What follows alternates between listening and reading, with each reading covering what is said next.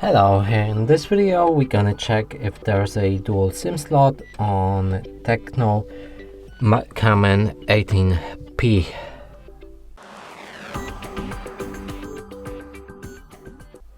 And to do this, first let's locate the slot, which is on the left top corner of your device.